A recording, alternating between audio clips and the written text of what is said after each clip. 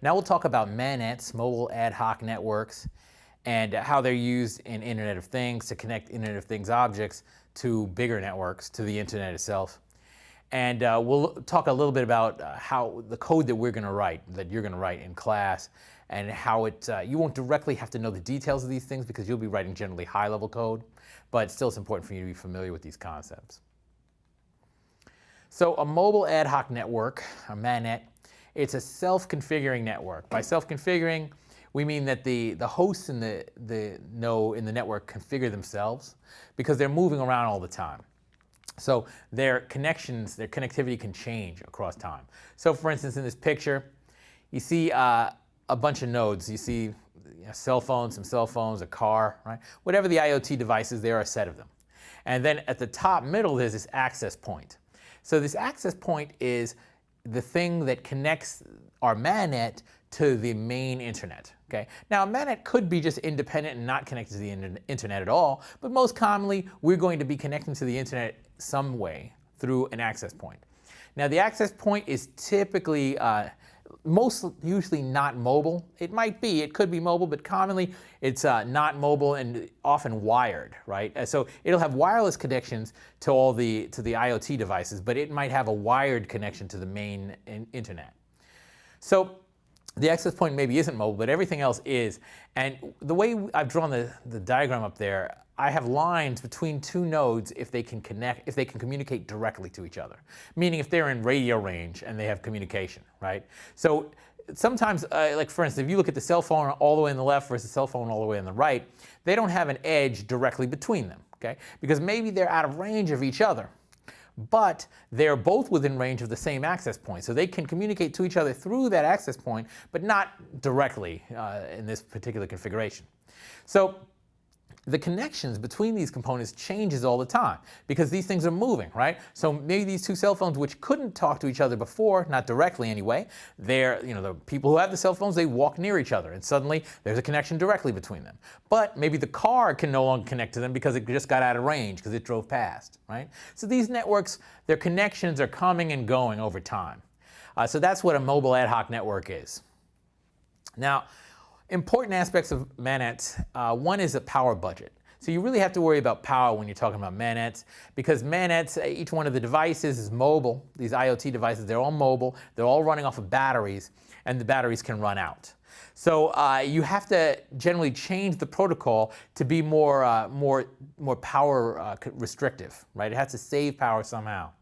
So that changes a lot of the way you do networking. So you send less data, for instance. You're restricted to sending less data because every piece of data you send, that's going to be some kind of power that you use to drive the antenna, right? So the battery is really important because batteries are heavy, right? I mean, batteries are often the heaviest component, are usually the heaviest component in these systems. I mean, I think about my quadcopter, the battery weighs as much as the rest of the whole copter. I mean, it's so big, right? And that thing lasts for 15 minutes of flight time. It's ridiculous. But you get the same thing with cell phones and all this, where the battery is, if not as heavy as everything else, at least it's the heaviest component in the system and the biggest single component in the system. So battery power is really important when you talk about MANET, so you change the protocol to save power. In addition, you typically have lower data rate. Because you're using less power, you probably have to send data more slowly, so you have less of a lower data rate. An example, sort of a ballpark example, is take Bluetooth. So you're familiar with Bluetooth, right? Bluetooth, and compare that to Bluetooth Low Energy. So Bluetooth is a networking protocol, wireless. Bluetooth Low Energy is also a networking protocol derived from Bluetooth, but it is a low energy version of Bluetooth.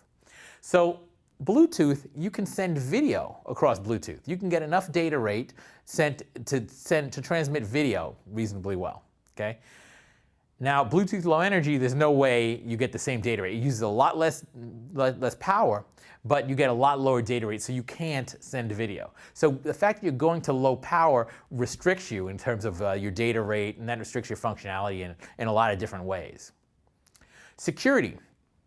Often security costs you in terms of power, right? So security, say you want to do encryption, right? You want to take all your messages and encrypt them before sending or something like that. That takes power, right? It takes power to do those operations, to encrypt the data, decrypt the data. So security has a cost in terms of power, and since you're power constrained, maybe you can't do as much security as you wanted to do.